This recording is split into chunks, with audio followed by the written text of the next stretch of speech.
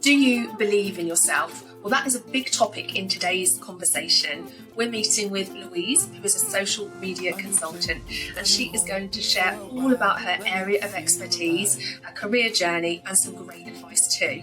Now, we also talk about networking nerves, imposter syndrome, the power of transferable skills, listening to what excites you, the importance of staying curious, the value of building solid foundations before specialising, facing your fears and receiving feedback as a gift, taking control of your own destiny, and of course, the importance of believing in yourself.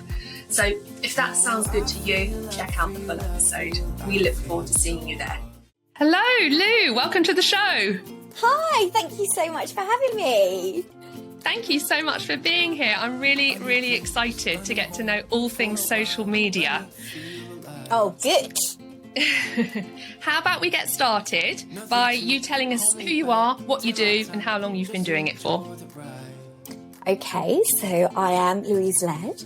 I have been in marketing for about 20 years, near enough, which sounds ancient. I've been a social media consultant for the last 5.5 years, which I love. So I run my own business called The Little Social Company. Oh, fantastic. Thank you. Now, before we get into your area of expertise and so on, this is a podcast. So tell us about your favourite podcasts. Oh, well, they're not work related, just for a start. I do listen to work-related ones within my working day, but I tend to do my podcasts in the evening, really, just to zone out. So I love listening to anything which is funny. So my favourite one is the new podcast by Sam Thompson and Pete Wicks at the moment, because they're such an uncanny pairing together. They're really funny. So Sam used to be in Made in Chelsea and Pete from The Only Way is Essex. Right. And I just love them. I love them. They're just completely off the wall. But if I need to chill out, I also love Fern Cotton's podcasts, because hers are really nice and they're really good to help your mental health and relax. And hers is called Happy Place. Oh, thank you. I'm not familiar with the first one, so I'll have to check that out. But yeah, I'm a big Happy Place fan. I think there's so much good stuff about that podcast. So, great. Okay. So social media consultant, there are so many misconceptions about the roles that we do. So tell us about the common misconceptions about your role. Oh, that we do everything. I think that's the main misconception, is that you're going to come in and you are going to run everything.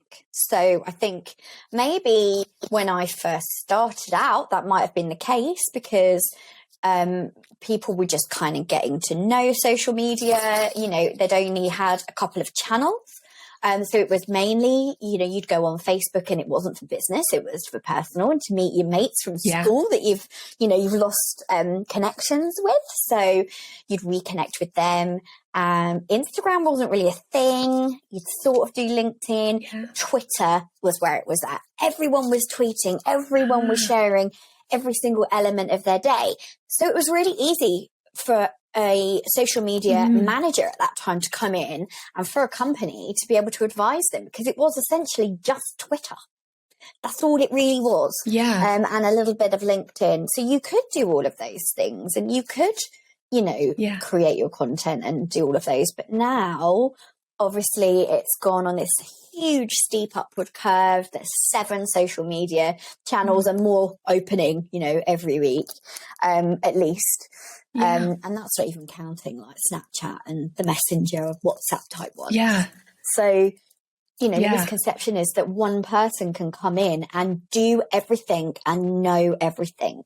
Yeah. And that just isn't the case. I mean, it's just not the case. Oh, that and everyone thinks we're administrators. That's another one. Yeah. That's definitely, I think my mum thinks that I do admin. Well, I was going to say, what do friends and family think you're doing all day? Yeah, I think my mum thinks I'm an administrator. I really do. I think I don't know what else, sort of administrator / secretary. And I think most people think that I just tweet all day. Just tweet all day, and that's not the case. I actually don't. Twitter's my least favourite platform. So yeah, just sitting there on my phone, tweeting all day, maybe doing a bit of admin. Yeah. What's the summary? Okay, well, we're going to debunk that myth as we get into this podcast. So, yes, we are. Can you give us an overview of the, and actually it's up to you if you give us an overview of the marketing industry or the social media industry within marketing. I think it would be helpful for the audience just to understand a bit more about what that means. Yeah. Okay. So social media in itself is part of the marketing mix. So by marketing mix, there's loads of different ways that you can get your message out. So you can use events, you can use direct mail, you can use adverts and advertising. It can be written copy like magazines.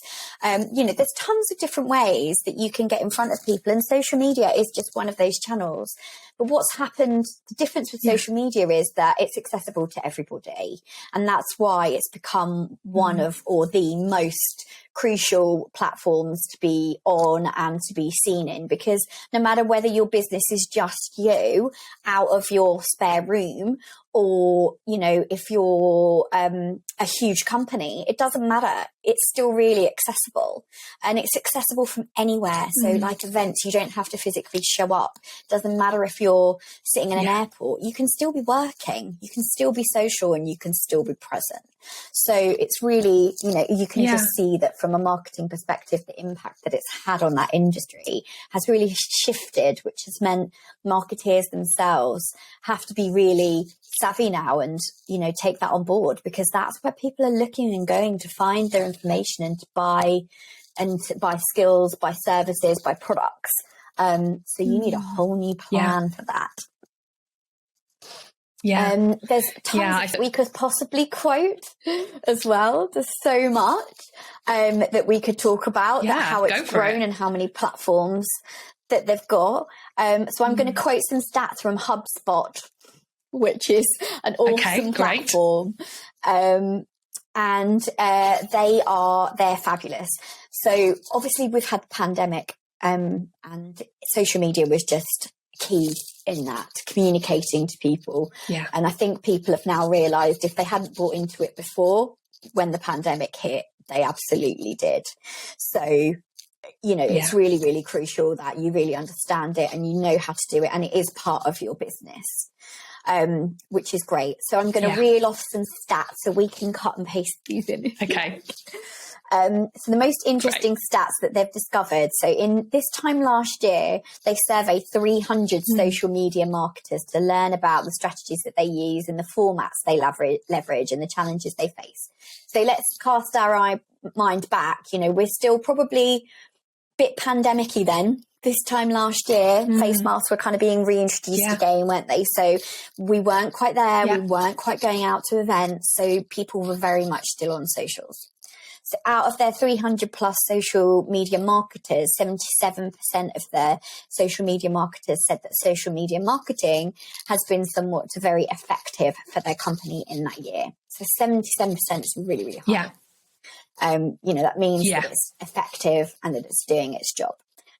They also quote, what's more, 37% of marketers who said that it was ineffective cited COVID due to the rapid change in their strategy. So it shows that they just couldn't, some marketers just could not keep up with how they had to change. And they could have been the types of organisations that sell face-to-face, that sell at conferences and venues and events. It could be the type that are in the hotel industry, that they couldn't keep up with the change because all of a sudden they have nobody staying in their hotel and they have no one coming in for afternoon tea to enjoy the lovely surroundings and sit by the river, and because of COVID. So they're really rapidly having to change their social media strategy and they couldn't keep up with it. So the other thing which was really interesting is about the amount of content that people are using. So 82% of marketers say that they repurpose content across their social media platforms. So it does show that if you've got the right social media strategy and you're producing the right content, that you can actually go for it and you can repurpose it. You don't have to come up with this content all the time. And actually, just as the last stat, the majority of marketers say that they post on social media platforms 4 to 6 times a week. So if you look at it, that's not as much as you would think. 4 to 6 times a week across platforms isn't actually that bad. So if you're focusing on 1 or 2 platforms, that's not a great deal of content if you're repurposing content. So, there's some sort of stats around the industry, what people think, how COVID's affected it, and, how people are using their content and how they have to change their strategy, in times of change. Thank you so much. Yeah, I think, like you say, if people didn't value social media as part of the marketing mix before the pandemic, they must do now. Yeah. Definitely. And that goes from small businesses to large organisations. I think it's been sort of a fast learning curve for a lot of businesses. And we've definitely seen that as consultants, because the rate of individuals that have reached out to us and the level of business that they're at, it can be a sole trader who's, perhaps just selling their things on Etsy and, is producing like handmade goods or scarves or, blankets or whatever, to huge organizations that need a complete pivot in their strategy. Yeah. Thank you. So, Lou, when we think about the purpose of your role, can you share what your clients rely on you for? Yeah, it varies depending on what the client does and also what they need, but predominantly they want to see results, and those results aren't what you would think they are. So some of them used to come to us and say, okay, I need this to reach 8,000 people and I've only got this amount of budget, and we've got to hit X, Y and Z goals, and it just doesn't work like that anymore. It just doesn't, because you've got loads of platforms. The market is completely saturated. You've got new social media platforms coming out every time. So you really have to kind of deep dive into what your client wants in order for what you need to deliver, to give them some realistic goals. So those goals could be that you want to help them launch a campaign. And that could be the launch of a new product or a new service. And that's very easy. That's a nice, easy win. You set the goals. This is where I'm going to launch. This is when I'm going to do it. This is when it's going to go out. These are how many posts I'll create. This is the messaging. These are the visuals. Off we go. So that's really nice. Yeah. It could be that you are organising their social media for them. So it could be that they're just starting and they want you to set up their channels for them and get them started. So again, that's another goal. But if you're going down the social media advertising route, then it could be that they want to reach a set number of people at a certain time to sell a certain amount of products or to drive traffic to their website. So it's really sales led. So that's kind of why I say it really depends on what the individual wants and what the individual goal is. It's not a one size fits all, but one overarching thing will always be brand awareness. No matter what you're doing, you are getting your brand out. If it's putting an ad out, if it's putting a post out, if you're putting a visual out, either way, you are in a written or visual format putting some brand awareness out for that organisation. Yeah, that's really helpful. Thank you. So if we zoomed in to an average day or an average week, what would we find you doing? Oh, I don't think there is one. And that's the great thing. If you like flitting, then this is the job for you. If you are a person who likes sitting and doing big chunks of work and big projects, this is not the role for you. You have to be able to multitask, and lots of your skills have to be transferable. So it's great if you know what you enjoy and you know what you like, and you're not actually set in working in one specific sector. So that this is a great role for that. So my day can be anything from creating content, so writing, physical writing, so reading through something and trying to pull out those key messages and think about, if I was the buyer, what would I want to know? Creating those, and it could also be creating those visuals that run with it, because that's something that I really enjoy. Now, you can employ somebody to do that if that's not your bag. So that's fine, but I actually like doing it. So I like seeing the complete package of the visual match up with the written, and then it going out and seeing the results of it and evaluating it.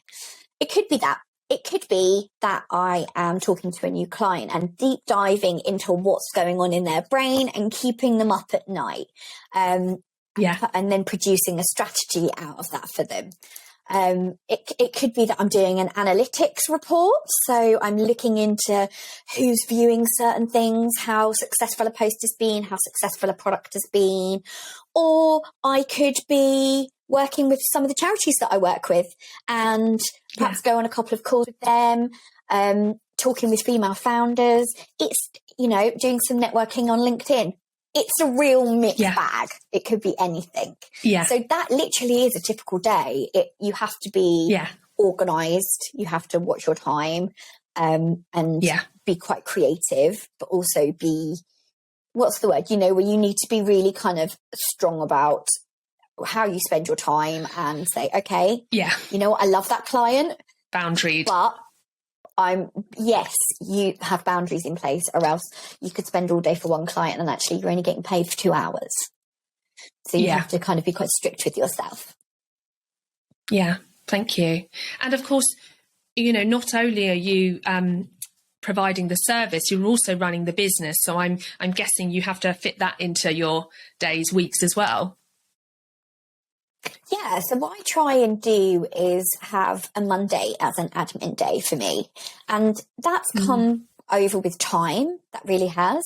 I've thought about a day where I'm quite productive, a day where clients tend to not want to meet because they want to crack on and get their heads into their business and what they're doing. So I try and keep that free. And that's when I do the things for my business. So I produce my content. I go back to anybody and, arrange my meetings for those times. I'll look at my own analytics. I'll speak to the accountant, send my invoices out, make sure that I've paid everything that I need to pay. So any subscriptions. So I tend to do that on a Monday. But if I've done that and it's done, then great. I'll just crack on and get ahead with my client work. But I try and do that. And I feel that it's a day for me that works out right for me. But you'll figure out, what's right for you. In the early days, it was evenings and weekends because you just had to do it when you had time. But now I think you understand a little bit more about what you need to do at what times of the day. Yeah. Thank you. And what about those activities that are happening on a less regular basis? Perhaps the really exciting ones, or the less exciting ones. Oh, okay. So I know you and I have talked about this previously, but networking events, they're parts of what you need to do to run your own business. You just have to go to them. So I've been tending to do a lot of networking online. I think LinkedIn is amazing for that. I know we've talked about this before, but it is quite nerve-wracking having to go out there. And even now, considering how many networking events I've been to, I think a lot of them, the safety blanket has been that I've either organised them or I've been working for a company. So I haven't, I've been putting those events on for someone else, and now I'm having to go and say, hi, I'm Louise from Social. What do you do? So they're the sort of things that they are exciting because they do get you out and they push you out of your comfort zone. But at the same time, I do cringe a little bit. I would much prefer to do this. So the pandemic really did fall in my favour with regards to that. But the exciting things are when you've got, I'd say my two most exciting things are when it's a launch day. I love launch day. So if you've got all your content going out, you're online and you've said to the client, right, here we go. I'm going to be on for 12 hours. We're going to press the button. They're on. We've got the WhatsApp group going. We've got the emails going. I've got LinkedIn, Twitter, Facebook, Instagram. in my scheduling tool, it's all going on. There is smoke coming off the keyboard. And you're seeing everyone's responses to everything that's coming out. And you've got, are you going to put that out? No, there's a press interview. It is as hectic as I sound at the moment. It's crazy. I love those days. And the other days I like, which are bittersweet, is when I say goodbye to a client, which I know sounds really weird, but a lot of the time I come in for a period of time and it's for a reason. It's because they need help. So I speak to them, I talk to them about what's keeping them awake at night with regards to their social media and their activity in general, because I've got that marketing background. And I put these processes in place. I work with their team and I work with their VAs. And then once it's all running seamlessly, that's when I go. And as much as it's bittersweet, I've done my job. So it's very satisfying that they've employed me to do that. And now they're living their best life on socials and it's all organised. And I can say, here you go, go fly. Oh, that's so lovely, isn't it? Because it feels a little bit like coaching, where it's usually for a reason, it's usually time bound, and then at the end of the period, you've equipped them with the tools they need to go out into the big wide social media world. Exactly. And I think that's the difference between a manager and a consultant. A manager will stay, they'll stay with you and they'll keep going. And for some of my clients, I do that. I still stay on and I'll either help them with content once a month, or I will help them with strategy. So it might be that they've launched a campaign, but they now say, okay, I want to do some strategy work, so let's do that. But most of the time, it is consulting and getting them to a point where they feel really comfortable and secure in what they're doing, and they go and fly into the big wide social media world. Yeah. Oh, thank you. So tell us what I mean, it sounds as though you love those things, but tell us what you love most about your role. I think, if I'm honest, flexibility. It has, for me personally, it is extremely flexible. It really, really is. Yeah. You can take on as little or as much work as is available. It's great if you want to get in front of people. You can really pick what area you like, because social media is so massive these days. You don't just have to be able to tweet. It's not like that anymore. You can be you can have kind of a graphic design background and create visual content. You can be a really, really good organizer and go in and put processes in place. You can, come from a press writing background and perhaps be a blogger and help people create and write blog content for their website and slice and dice it up for their socials. Or hold interviews and interview people. So there's so much that you can do. And that is the great thing about this job. It isn't a one size, that everybody has to just say, okay, you're only this, like a lawyer. You get to choose what area, but essentially the law is the law.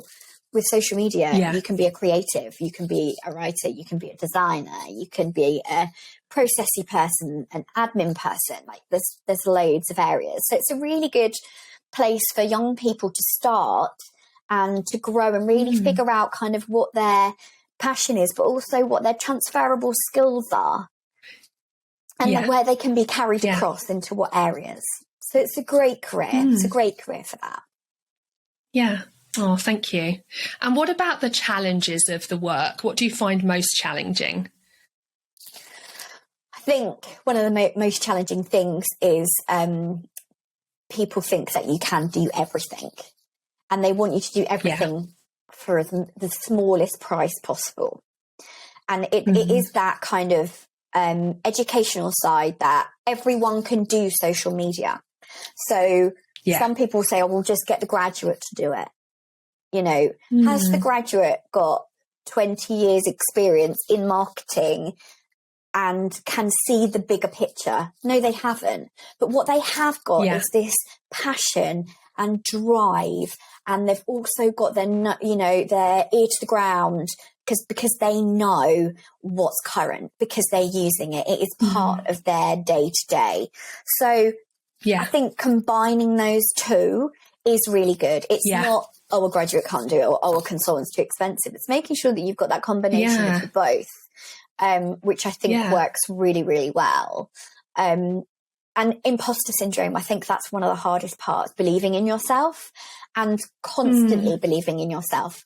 Not because you work predominantly on your own, you don't have what you get in a job, which I say a job, this is a job, obviously, but when you work in a workplace, you have a manager, you have a team around you, so you have lots of people to bounce ideas off, and you also have, a ready-made community and a ready-made group of people that will advocate for you and tell you how good you're doing.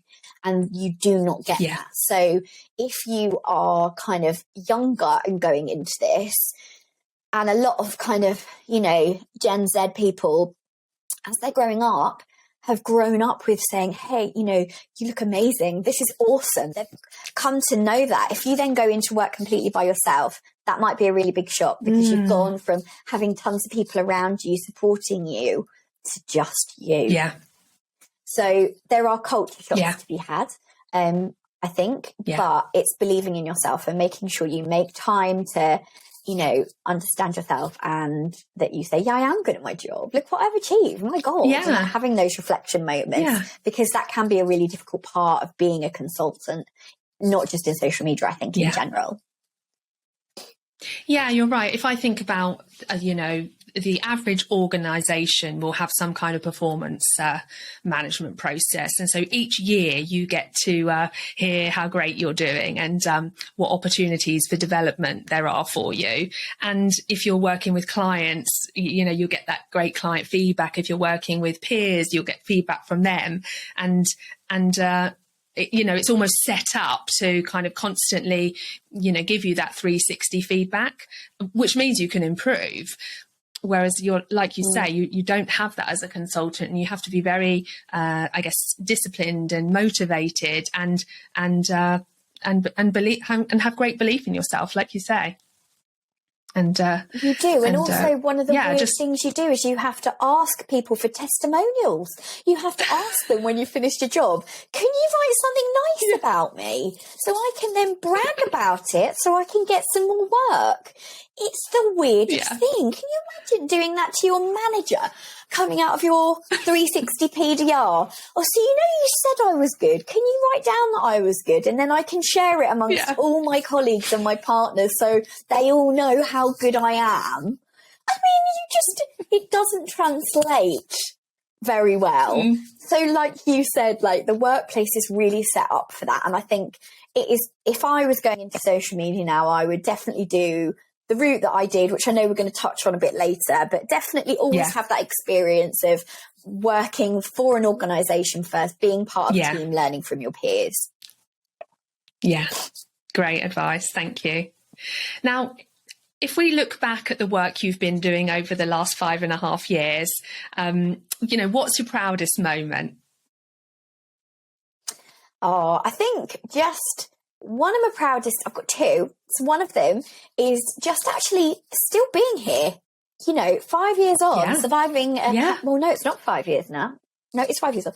5 years on, surviving the pandemic, getting through the other side, growing a business whilst homeschooling a child. Like, that's insane. And still coming out the other side. Why, thank you.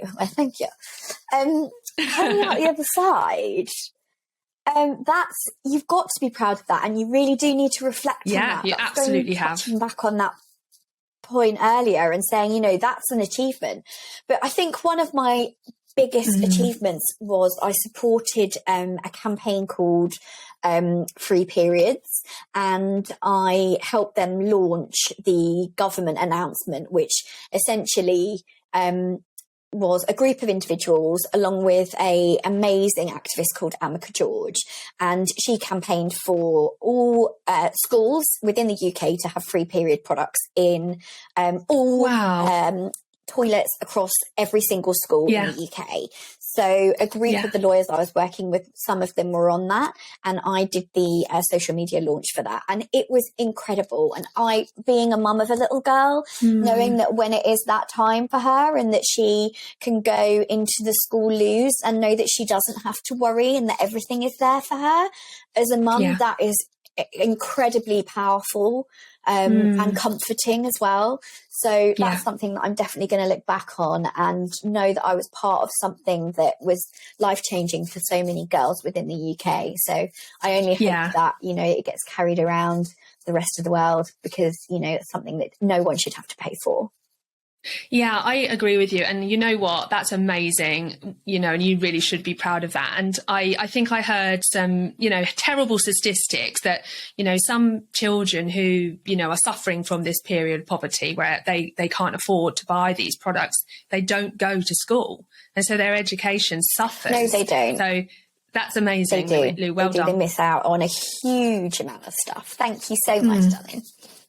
Yeah. Oh, thank you. All right. Let's move on to your journey, and we're going to kick off this by finding out a bit more about what you wanted to be when you were a child. What did you want to be when you grew up? Does anyone really know? Does anyone? Do they know? I mean, I wasn't one of these miraculous. No, I wasn't one of these individuals that was really good at anything. You know, like one of my friends was a really good artist. The others, like the boys, were really good at football. They wanted to be footballers. That was not me. Let's just be clear here.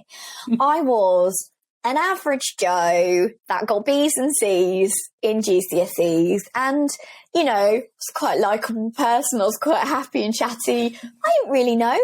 And I can tell you something. I went to a careers advisor at school. We're talking a long time ago now. And it's like they type in, you know, the little dots and dashes of the answers and that you've just given them. And it either spits out a lawyer, a nurse, a secretary, you know, a builder, something awful. So that careers advice session was brilliant. It was a journalist, which, to be fair, wasn't too far off, because marketing and social media is all about telling stories and writing. So you're kind of just on the flip side of journalism, really. So, you know, they probably didn't know what marketing was. They were probably like my mum and thought it was admin and secretarial. So, you know, I give them that. So, to be honest, I didn't know. I can't give you an answer. There wasn't one thing that I thought, I'd love to be that. So I sort of fell into it. I went into that kind of, okay, I will go and do my A-levels. And I started doing my A-levels and I didn't like them. And the school that I was at wouldn't let me change them, which sucked. And I'll tell you what, now I was doing sociology and I'd never read a newspaper. So why they would let me do that subject? All they needed to ask me is, do you read current affairs? And I would have said no. And they should have said, Louise, my love, this is not for you. But that was not the case. So I took a really different route. I took a really different route. I went and just worked full time at Tesco's for a bit. That was what I was doing as my Saturday job. So I just upped those hours because, you know, mum and dad said, well, if you're staying here, you're going to have to pay some rent. So that's what I did. And then I went back to college and did a secretarial diploma and then just applied for some secretarial jobs. And as it happened, these were the days when you get offered 3 or 4 in a week. It was brilliant. So I got offered one role working for Marshalls in Cambridge, one for a small law firm in Bury St Edmunds, one for a company called Proudest, property consultants, and they were based in Cambridge. And that was a marketing assistant role. The other 2 were secretaries and admin. So very similar to what my mum thought, actually. And I loved the one at Bidwell's. And I remember the lady saying from HR going, oh, we've done her her Myers-Briggs test and she's going to challenge the rules. And the manager at the time said, no, I want someone to challenge the rules. I want someone to come in and freshen it up. And lo and behold, I got offered the job. I took the job, and that was the start of Louise being a little marketeer. And I was there Brilliant. 3 or 4 weeks, and I immediately said, I need to go and see the head of HR. I know this is what I want to do. I need to go back to college. So I knocked on his door, Mr. Tingley, Mr. in those days, Mr. Tingley, and I asked if I could go to Cambridge Marketing College to do my diploma in marketing. And they said, we'll be fully supportive of that. So it was amazing. So I went back and I found my niche, and I studied whilst I worked full time, and then went back again and did the diploma because I loved it so much. So I did the certificate and the diploma all while I was at Bidwell's, and I loved it. I loved every minute. So Brilliant. It's amazing how you can take an unconventional route into something. And this is why I talk a lot about transferable skills, because, you know, the careers person didn't spit a marketeer out of her computer to me. But what she did say was, if you look at journalism, bit of writing, creativity, open mind, investigative, you know, wanting to get out there, get your message out in front of people. And if you look at all of those aspects, that's all part of marketing as well, and transferable specifically into social media. So it's not always your first route. It may not necessarily be that job, but look at your transferable skills. Thank you. And actually, that's one of the reasons that I'm keen to showcase people's journeys, because not everybody's journey is the same. And some young people can start their journey and think, oh my goodness, I've done it wrong. There's no way back. And I just think that by showcasing different journeys, we can show young people that, you know, there isn't a set path. You know, all roads can lead to, you know, many roads can lead to the same outcome. And I think that's really, really inspiring. So thank you, Lou. You're welcome. I think also you just need to believe in yourself. I think if you aren't one of these, you know, 1% of individuals that really knows what you want to do, that you've woken up and you can sing, or you can play a musical instrument, or you can act, or you can draw or write, or be brilliant at maths. If you don't have that, that's okay. Just believe in yourself as an individual and as a person, and know that you will find something that you're good at. Just keep believing in yourself and keep trying, and you will find it. Yeah. I'm really curious about, you know, when you were deciding between those 3 jobs or 4 jobs, and then in those early weeks at Bidwell's when you realised, I love this. What was it that happened that you thought, you know, what were the things that kind of combined to make you realise, I'm in the right place? Do you know, I just kept getting excited. And isn't that really weird? Like, I don't think I'd been, but I hadn't been in a job that excited me. I hadn't, you know, that I wanted to go to, that I was full of ideas, and I'd turn up and I'd become a morning person. I'd bounce in, morning. I think everyone thought that, you know, I'd had a lot of sugar for breakfast, or, you know, I'd had just a very average bowl of shreddies probably. But, you know, I really liked, and everything I was doing, I was learning. I was like a sponge. I couldn't get enough of what I was learning. And I wanted to learn more. I didn't want to go home that day because I thought, tomorrow we can crack on and do this, and then we can do this and this. And I think my boss at the time must have thought I was like a kind of squash ball going off in the court, like ping-ponging around, and, you know, like us, if we have too much caffeine, we're a bit like that now, but trying to slow me down. And I love that. If you get that feeling that you're really excited and you just want to keep going and keep going, that, my friends, is passion. And that means that there's something in that day that you're doing that you like. So explore it. Don't park it. Explore it. Explore some more. Yeah, I think that's a really good advice. You know, listen to yourself and your reactions, and notice when you're getting excited, because it means something. That's really hard to do as well in this day and age, because everything moves really fast. So I think if you use social media as an example, you can post something and get a really good reaction. And then an hour later it's gone because someone else has posted something, and that feeling is gone. You've forgotten how you felt and you're on to the next thing. So it is really, really important, even if you do it at the end of the day, if you're having a shower or a bath or whatever, just take those 5 minutes and think, God, I really thinking love that today. Or, you know, write it down. Yeah. Have a book by the side of your bed, write down those things.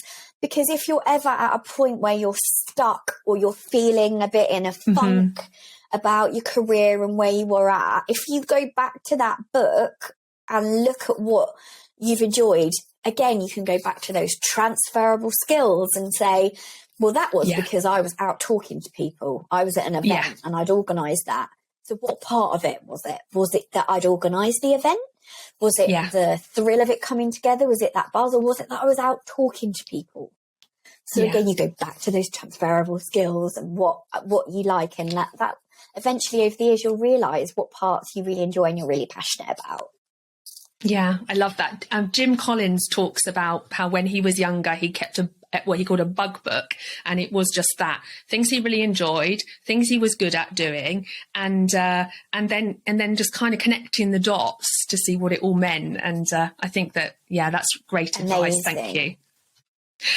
Amazing. So, I also love, there was a quote that I saw the other day with is it Anthony Hopkins? He's the guy that was in Silence of the Lambs, wasn't he? Yes. Yeah, him. It's him standing there going, believe in yourself, just believe. And he was sort of shouting it at the screen going, that's what I did. I've been doing it for years. And I really took to it. I was like, oh, okay, all right. Well, if you're telling me to do it, then I kind of should do. I think just listening to those inspirational quotes and like these people telling you to do these things, it drip feeds into your brain. So don't discount those things around you. You know, there's tons of them on social media. So if you're a big consumer of it, consume the good stuff. You know, consume the stuff that's going to heighten you, that's going to make you better, that's going to make you grow, make you want to do better and do more. That's what I would say.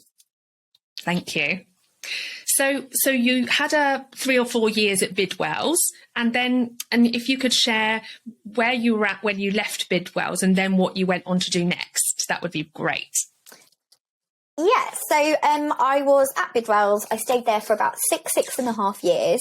So I worked my way up, again, in an organisation. It was the best experience for me. It really did set the groundwork, and I got to associate partner there. It was a smallish marketing team. So the company itself was big, but the team wasn't huge with regards to marketing. So I got to really ground myself and learn the key things which have really helped me in business now to get to where I am. Yeah. Budgeting, planning, organisation, you know, you name it, we did it. Prepping people for interviews, writing press releases, really all-round mix, and learning from people, learning a sector. So I was in land and business, so I learned a bit about selling huge houses and estates and how farming works to, you know, actually just managerial stuff. So that's why, going back to my point of, you know, starting out in an organisation to get that grounding, and also getting that support system around you to tell you when you're doing well and to critique you in a really positive way is really useful. So I was there for 6 years, and then I worked at an international law firm called Eversheds for about the same amount of time, actually, as a campaign manager. So that was a real change, but again, still within professional services. And I worked in Cambridge and also travelled down to London. So I got to kind of get the experience of working in London town and how fast paced it was and different. And that was incredible. And at the time I loved it, and it was full on part of my career, full on working all the time. You know, it was really fast paced, but it was a really different setup to Bidwell's. They had a PR team, and, you know, everything was sort of split. So you were more niched and more focused, which was great, because you could then really look at where your skills would sit and how you could grow as an individual.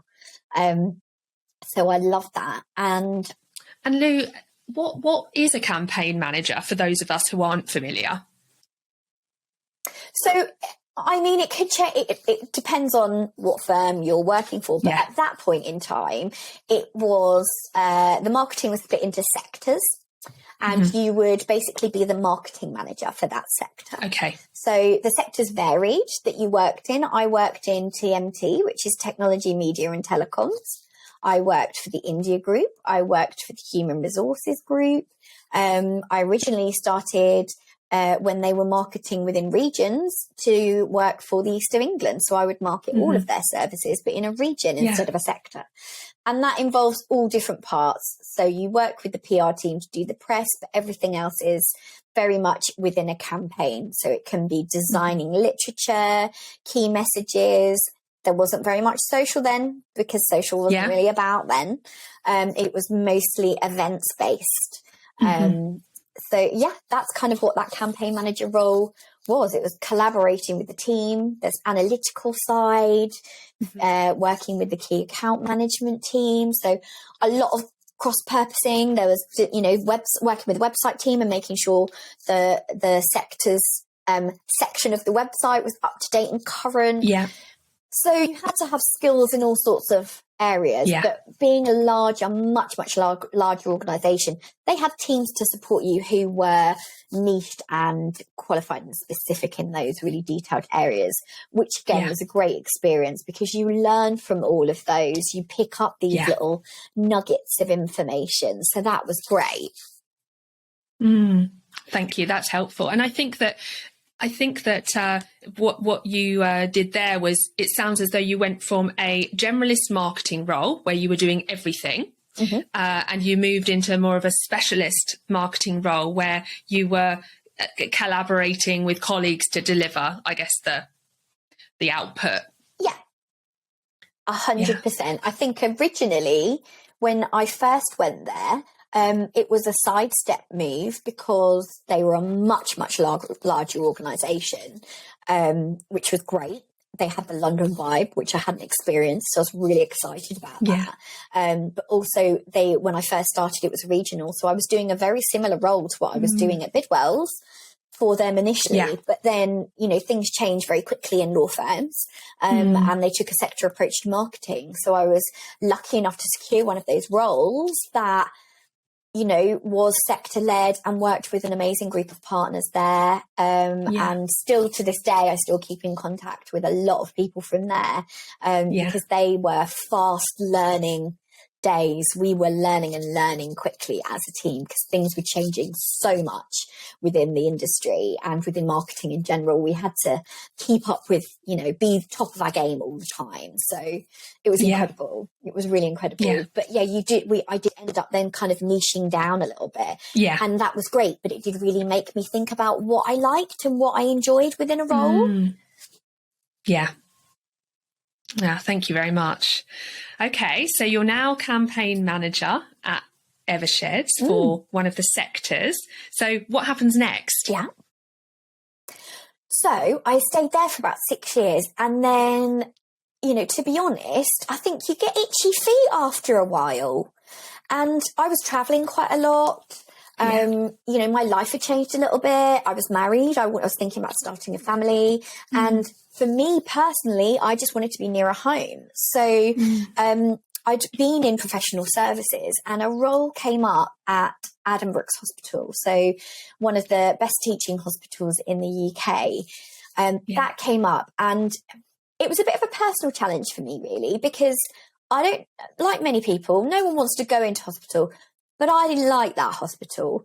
There were personal reasons for it that I'm very happy to share. Many people have had this where their relatives have passed away in hospital. And I was one of those. My granddad passed away there and I had this really horrible view of this place. But for some reason, I wanted to go for that interview and I did. And I came out of it and I liked it. And I just thought, this is meant to be. This is meant to be, I've gone from not liking this place because it's got a bad memory for me to actually being able to make a difference, make a change and not do something which is very partner-led and focused on partners and business, but actually to go and work in the public sector where you have no money, but all the drive and passion in the world. And I definitely had that. And I had that passion because I had a reason, because my granddad passed away there. I had this reason to work for this hospital and make this place better and help patients and help, communicate better. So I was gutted when I didn't get offered the job, if I'm honest, Jo. I was final two and I didn't get offered it. And I was gutted. Absolutely going, all right, then that's okay, no bother. And then about a week later, the marketing director phoned me back and said, it was you and this other girl, and then we offered it to this other girl, and she said yes, and she just didn't show up. Would you be interested in coming back? And I believe in fate. I don't believe that I'm second choice. I believe I was meant to go there, and I did. And I went there, and it was the most bizarre experience, because when you work in the public sector, they have no money. So I've gone from an international law firm that is, big, in London in these deep pockets, big offices, to a hospital where you have to fight for a ream of paper. It's just the most bizarre thing. It's bizarre. So it's very different. It's very different. I was working in internal comms there. So helping communicate all the key messages to the doctors and nurses. And if you've ever been in a hospital, you'll see that there is a huge amount of doctors and nurses compared to computers. So if you're trying to email something and reach all the nurses that are going to all be with patients, it's just not going to happen. So it was a real challenge, and it was a challenge in a completely different way for me. And I needed that at that point. Having spent 12 years in professional services, I needed that refresh, that reset into how to market, how to get back to basics, how to reach people, and to do something that really makes a difference. So that was fantastic. Thank you. And I'd love to hear about some of those challenges. But before, I just want to highlight a couple of things that you shared that I think are really important for the audience to be aware of. One of them is facing your fears. So, you faced your fear, you went to the interview, you didn't think the environment was right for you, but you faced your fears and it turned out to be the right place. So I think that's great. The other thing I think is really important to mention is, you didn't let your ego drive that decision when they called you back and said, hey, would you like to take this job? Because it, became re-available. And I think that's really important, because I know some people wouldn't have taken the job because their ego wouldn't have let them. Okay, because they would have felt like second best. So I really just want to highlight 100%. How great it was that you didn't let your ego drive your actions. You took that job and, you ended up loving it. And I think, kudos to you for that. Thank you. I think, though, let's go back and quote Sir Anthony Hopkins.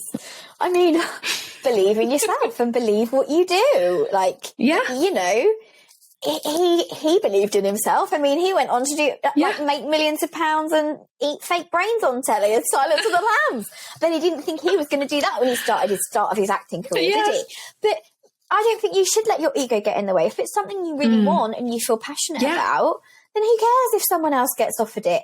That decision was on the people that were hiring. That decision wasn't on me. They felt that person was right for it at that point. And they wouldn't have been happy with me taking that job if they hadn't have gone through the process of offering that person first, because they would have always had what if. And if I hadn't have said yes, I would have always had what if. What's the point in living your life like that? Having regrets and wondering if it would have worked or not. Just do it. Yeah. Just take the leap. If the opportunity presents itself, then go for it. Yeah, thank you. So you're now, I think you're leading the internal comms team at Adam Brooks. So leading that. So tell us about that. There was all sorts of different. So there was loads of different projects that we did there. We went through a period of transformation within the hospital. The hospital didn't have very much money. I mean, most hospitals never have any money, as we know. So it's really making use of the money that we have and the resources that we have and making the most impact. And one of the main projects I did was actually working with the chairman and the chief executive to get their messages out. Luckily, there was an incredible chief exec and chair when I was there.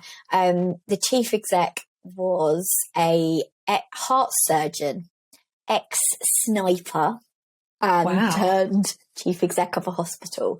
He was about 6'7", Australian, and I loved him because obviously me being 5'2" and him being 6'7" made interviews really hard, so they always had to be done sitting down.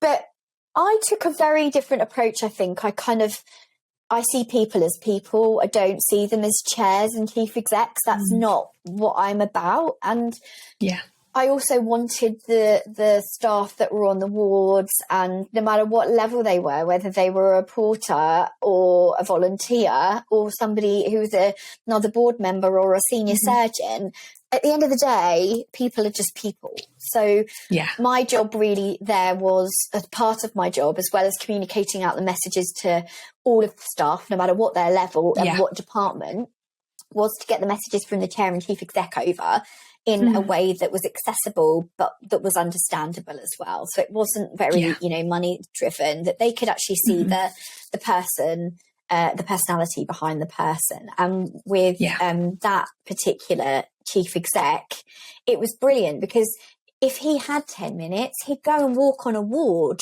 and just go and find the nurse in charge and say to them, what can I do? Do you need to get that patient out? What are you waiting for? You need their meds from pharmacy? Okay, I'll phone pharmacy, or I'll go. You need a runner? I'll go get them. And there aren't many chairmen or chair people or chief execs that would do that would stay late and that would, do that type of thing. And that's so, so important. So it was a completely different role. We organised, the Queen visited while I was there. Oh, wow. Jeremy Hunt visited while I was there. So I organised that visit. I wasn't on the organising committee for Boris Johnson, thankfully. So I didn't see him. But we also met Sarah Ferguson and her daughters, the princesses, they came to visit. So it was a real mixed bag of what we had to do. It could be that we were organising the annual general meeting. It could be that we were highlighting a campaign to help patients be safe in bed and to prevent falls. So it could be working with an illustrator to design something to go on every single bedpost. So when you walked around the wards, it would be really weird because you'd be like, oh, I did that. But no one knew that it was you. You were hiding up on the bridge that goes across the car park. But, we knew it was us. Yeah. So I was there for 6 years. And in that time, I also had maternity leave. I had my daughter and wanted to work part-time. So I realised social media was a thing. The hospital was just getting involved in it, and I could see that it was completely ramping up. So I knew that would be a good thing, and I thought I need to just up my skill set here because this is one of the only bits of marketing, one of the only channels that I haven't done. So that's when I decided to take a digital mums course and just upskill. And it was relatively easy for me because it was another channel. So I did that and then decided that's what I wanted to do. So with my friend Emma, she also took the same course and we decided to set up the little social company. So I left the hospital. Yeah. I know. And here we are today. And here we are today, 5 years on. So Em has now, she is a consultant now. So she has only just left Little Social. A couple of months ago, she left. And we're still great friends. We're best friends from school. So it's been an amazing journey. But now it's just me. So I've had a rebrand. I've really looked at my services. And obviously with Em's support in the background, we've got it to where it needs to be. Emma's now being a consultant part-time and is a teaching assistant at her children's local school, which is what she really wanted to do. So I'm super happy for her. And now here we are, present day, on the podcast with you, Thank Jo. you. Well, thank you so much for sharing that career journey with us. It's really inspiring, and I feel like we took lots of great lessons from your journey.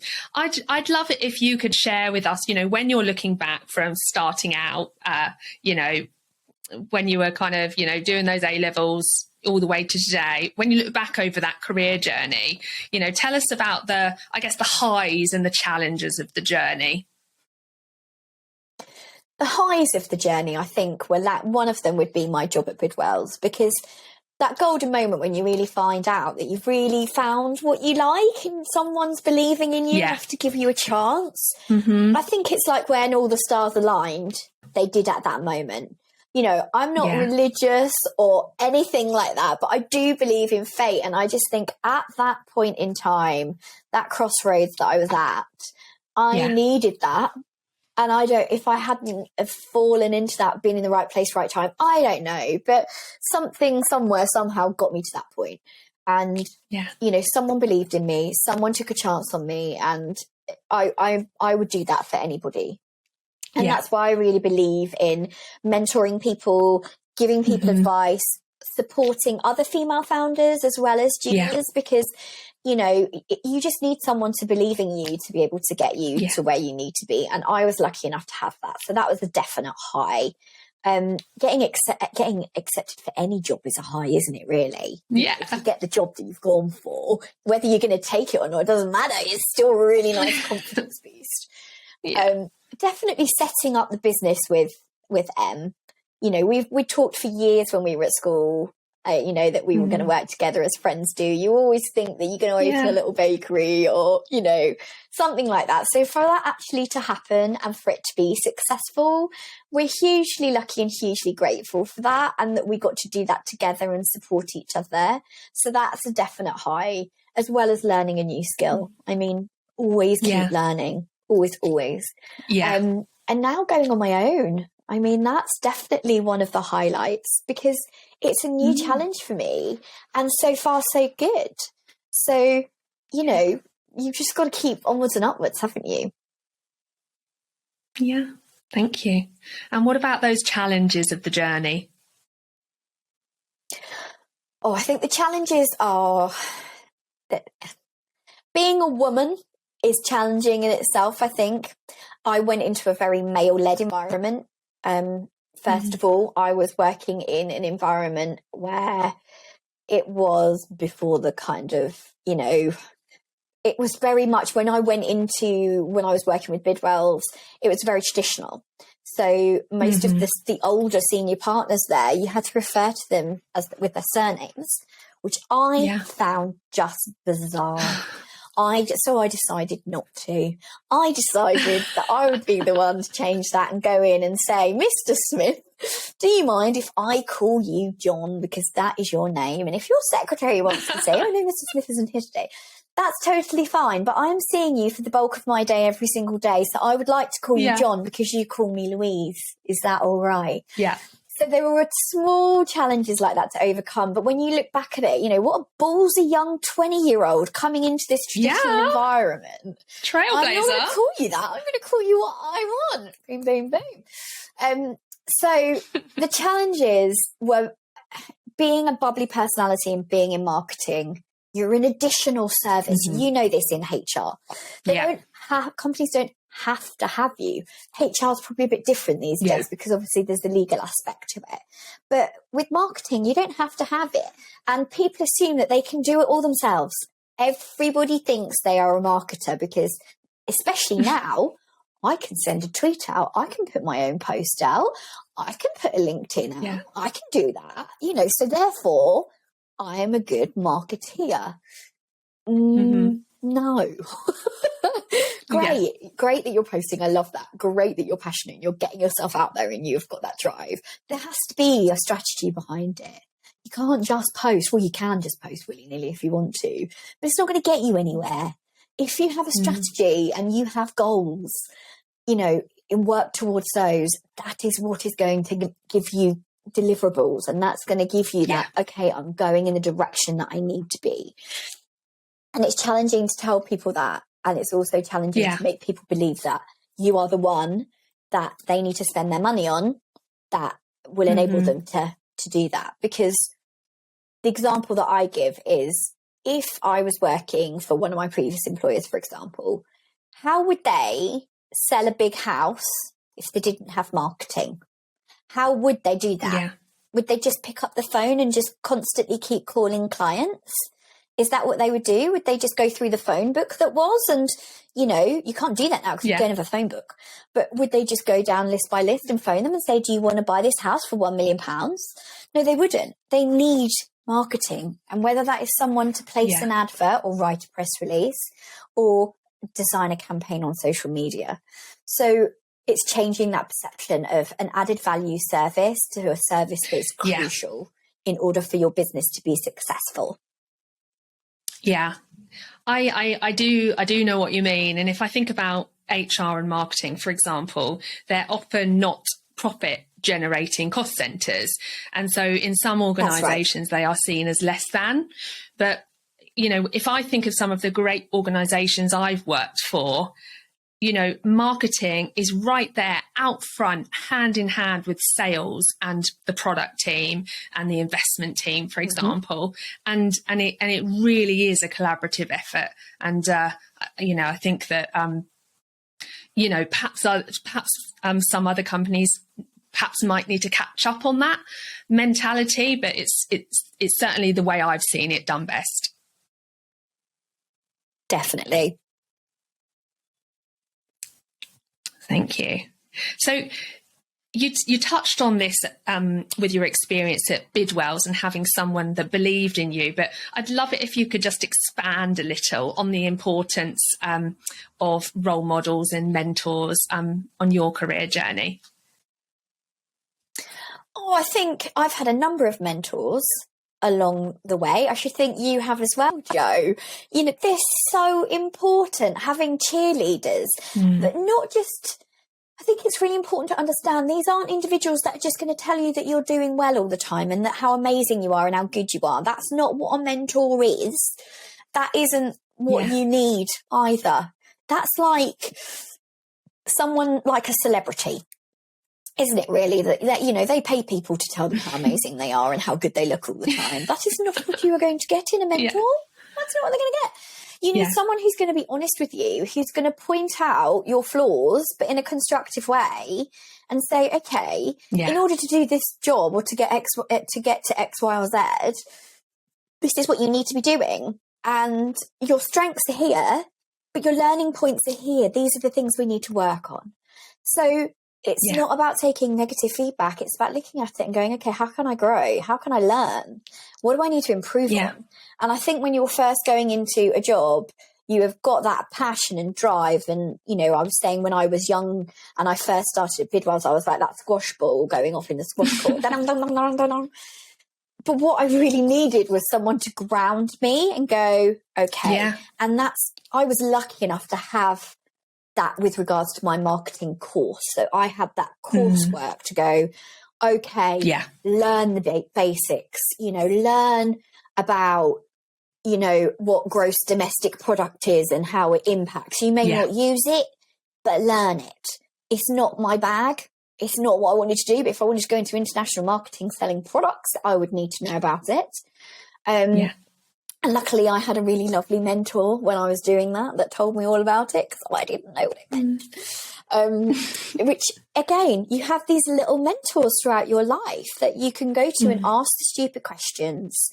It's so important. And that's why I'm a really big believer that unless you are of an entrepreneurial startup, you know, zesty, really super business-minded individual that comes from maybe a family that are already running lots of successful businesses, go and work for an organisation. Get the grounding, learn how to manage a budget, learn how to manage people, you know, learn.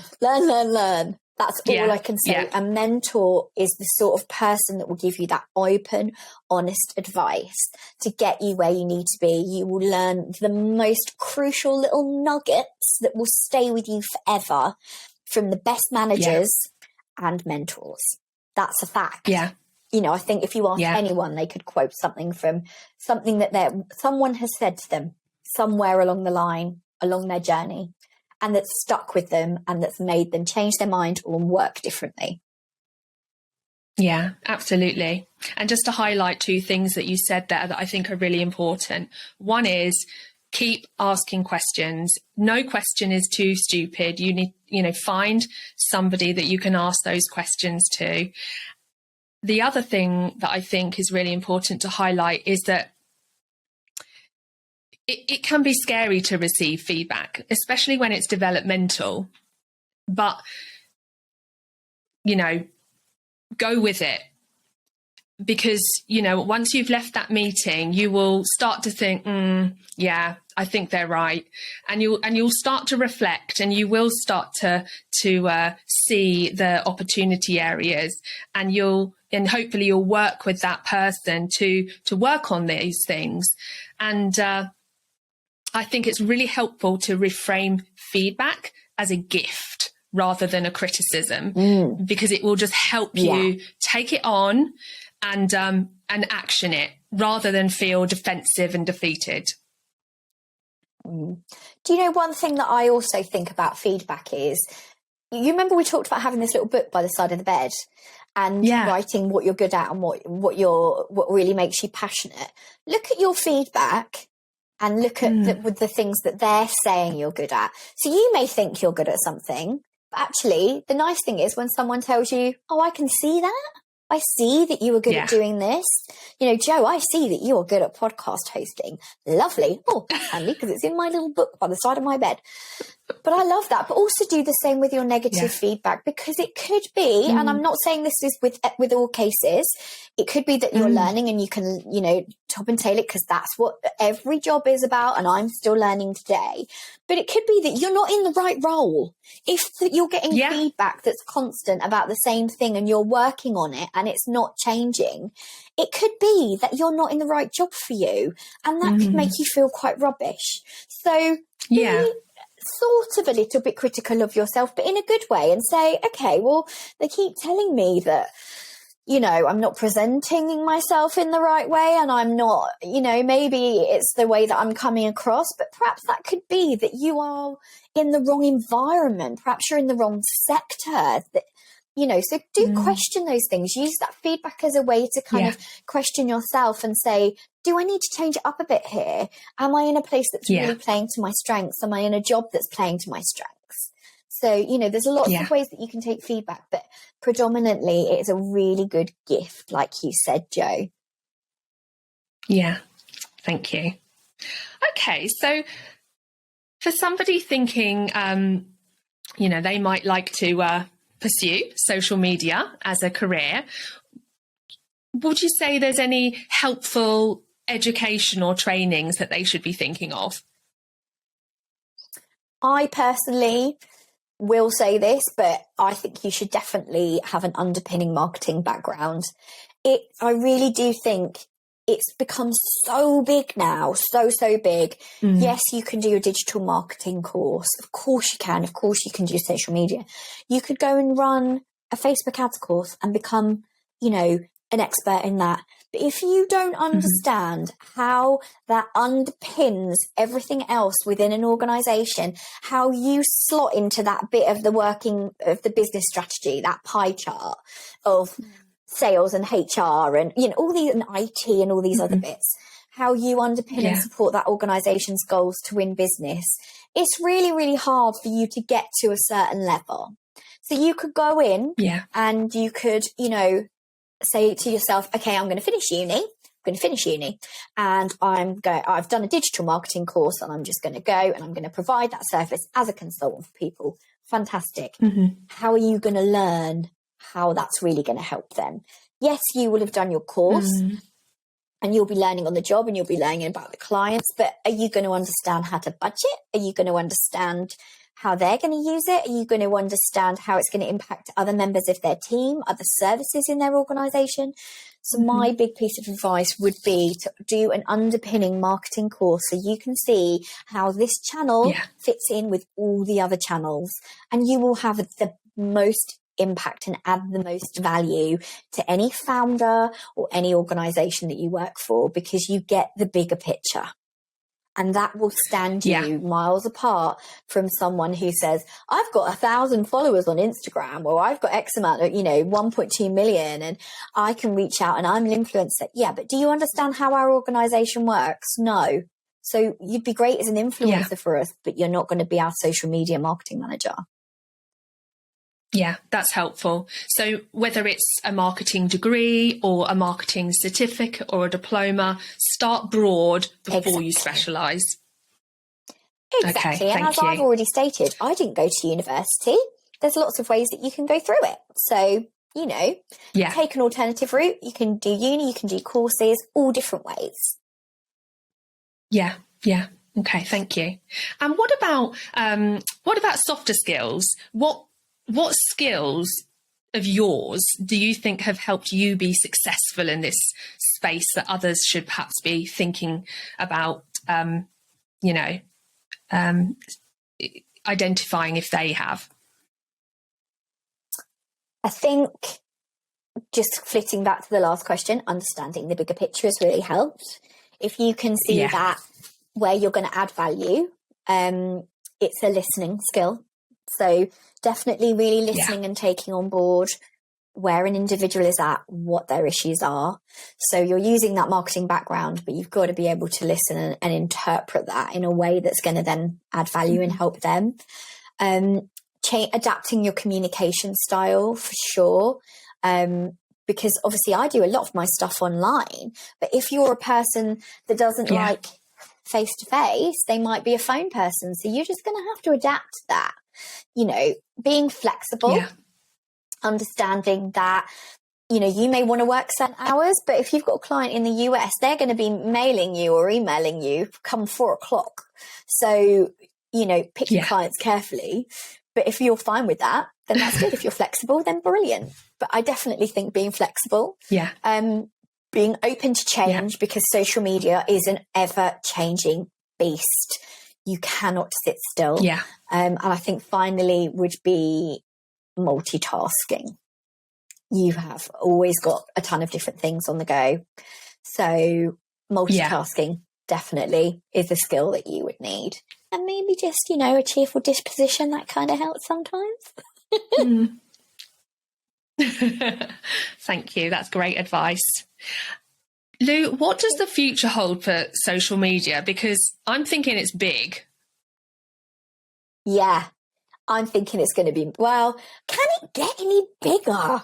That is my question. Well, of course it can. There'll be more platforms. Do you know what secretly I would love to see, which isn't great for me because it would mean my business would go kaput, but I'd love to see a bit of a teenager revolt. So, I've read this article that there's this group of children over in the US that are going back to old-fashioned Nokia phones, that are boycotting social media for personal use, and they are getting the Nokias that you can just phone and text on. The ones that used to ring and be like, like a real generic random ringtone. And I love non-smartphone. I love a non-smart. There you go. You've got it nailed, haven't you? There's me trying to describe it. A non-smartphone. And I love that. I love it because I think they're really limiting their consumption of social media. So I can definitely see it continuing to grow. There'll definitely be more platforms because there are still huge amounts of things that people want to do on social media that they can't do on certain platforms. So, and there's certain things that don't work on one that work really well on another. I can't ever see there being just one or two. I can't see that because I don't think there's going to be, there's enough market share for everyone to have. Just like soft drinks, there's a Coca-Cola and a Pepsi Max, and a Pepsi. I can't see it going to that too. Although, you've got Facebook and Instagram, they're owned by the same people now, so who knows? True.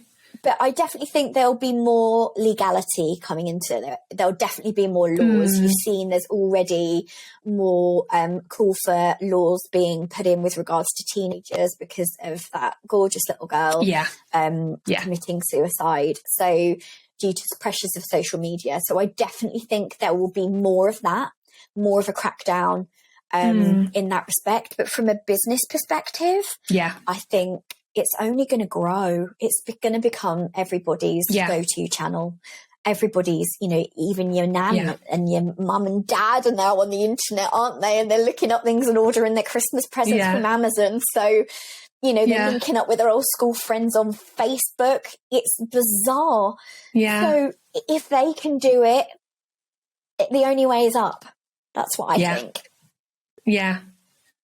Yeah, that's good. So bright future, but we're expecting more regulation and safety for young people, which I think is entirely appropriate. Okay. Definitely. So if anybody would like to find out more, are there any, you know, places, online resources that you'd suggest they go and take a look at? Yeah, I mean, there's the Chartered Institute of Marketing, so that's a really good place to start. That's that gives you an all-round marketing, you know, go-to, which will give you courses on all things, which aren't just social media, but that, you know, they'll focus on socials as well and on digital. I mean, realistically, your listeners are probably already going to be on it and they're going to be using it all the time. So, you know, the best way to learn is to get on it and to use it. And they'll already be doing that. But I think if it was me, I would be looking at really reviewing what I consume, and from a learning point of view, looking at how businesses are using it and how they're using it wisely, because the difference of doing it and using it for yourself than doing it for a business is very, very different. So I would get my mindset into that kind of frame of mind of marketing for business instead of updating and marketing myself personally. That's very different. But there's tons of learnings and guides. So if you wanted to learn about LinkedIn, they have their own learning resource center. Facebook also have the same. So there's lots of ways that you can go on and do free courses with them. And look on YouTube. YouTube have got some great guides on how to create your first TikTok, and, you know, TikTok for business we're talking about, not TikTok dancing with your mates. So have a look at it and link in with people, have a look at it, but have a look on LinkedIn as well. Get your profile on there and start reaching out to individuals of a similar age, so you can start getting into a community or a group of people where you can ask them what they're doing and see if you can get some work experience and, you know, try it out and see if you like it. Great advice. Thank you. So as we move towards wrapping up, Lou, you know, when you were starting out on your career journey, what do you know now that you wish you'd known then? Oh, that it's all right to fail. It's all right. It's not the end of the world if you don't pick the right job, or it's not, you know, you don't finish your A-levels. I thought that was the end of the world for me when I didn't do mine. I thought, that's it, I'll be in Tesco's and that will be me done. And you know what, for some people, that's also totally fine, because, again, going back to transferable skills, if you're someone who doesn't want a big career but is a real people person and that loves chatting to people and loves making people smile and is good at customer service, that is the job for you. Amazing. That wasn't for me. That wasn't what I wanted to do. So I think if I could tell myself now, like my 20-year-old self now, I would be listen and learn as much as I can, you know, try and use my energy wisely. I would definitely say that, especially nowadays, because you can go down a social media rabbit hole and you've lost an hour. So energy is super, super precious these days. So if I could tell that to my 20-year-old self, I'd be saying, look at what you're consuming, wherever it is, you know, online, what you're reading, and make it sure that it links in with what you're driven to do and what your goals are and where you want to be, whether that's growing as an individual or growth within a career path. So I would definitely say, you know, those couple of things. Keep focused, keep an eye on your energy and the time and where you're spending it, and don't be afraid to fail, because you never know what's around the corner. Absolutely. And I think that, you know, I think you make a great point. You know, you mentioned that, you know, you'd got yourself into this set of A-levels that you weren't really sure about, and then you were, you know, not really sure what you wanted to do, but usually it's okay. Usually everything works out, doesn't it? 100% it does. And honestly, Anthony Hopkins, again, believe in yourself, believe that you can do it, believe you can do something different. I'm going to be quoting that all day, but believe you can do something different, because you are the only one that's going to change it. You are, not anybody else. And if you fail at something or it doesn't work out, how else are you supposed to know that you don't like it or it's not right for you? Your brain has to learn somehow. Yeah. So give it a chance, learn from it, and move on. Yeah. Yeah, I think that sometimes failure is seen as catastrophic or a waste of time. But if you can reframe failure as feedback, you know, we're always moving forward. Perhaps we need to course correct. You know, we're always learning, we're always growing. And to your point, Lou, you have to take control of your own destiny. Exactly. And that your success also looks different. That's another really key point. You know, success when I was 20 is very different to success when I'm 40. It's not the same. Success for me now is making sure that I'm happy, that I've got a flexible role, that, you know, I've got a roof over my head, and that I can be at the school gate for my daughter, but that professionally I can do something that I really, really love, that helps people, that makes them happy and gives them the skills in order to carry on their journey, and that for them to know that I'm there.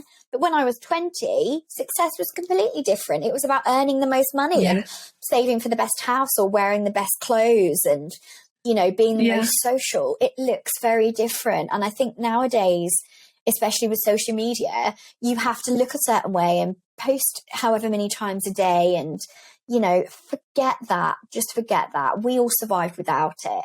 You know, use social for good. It is a great, great marketing tool. So, you know, just go back to basics and just think about what makes you happy and put yourself first.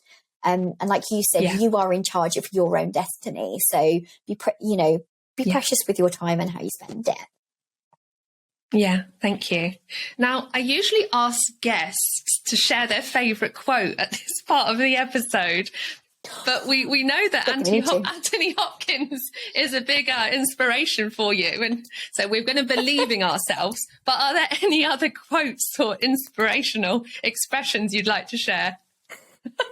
I mean, I don't even really like Anthony Hopkins. So it's funny that I just keep quoting him all the time. I'm not like, it sounds like I'm his biggest fan. And I'm absolutely not. Like, I like Silence of the Lambs, but, you know, I like that. I don't have a specific quote that I love. But what I do is I have quote cards.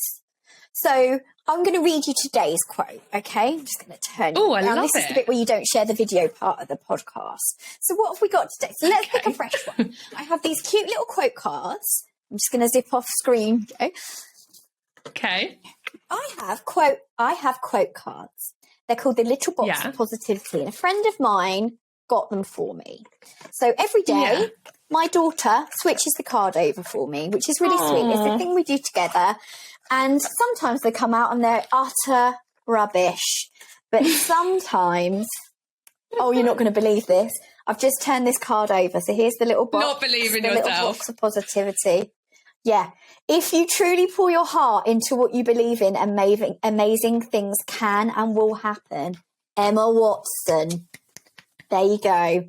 So my quote is clearly all about believing. But it is because, you know, no matter what you do, no matter who you're with, you go back to that point of there may not always be somebody around to tell you how good you are, to tell you how amazing your work is, to notice that you've stayed until 9 o'clock that night getting that email done or getting those packs ready for the event the next day to make sure that it looks just right.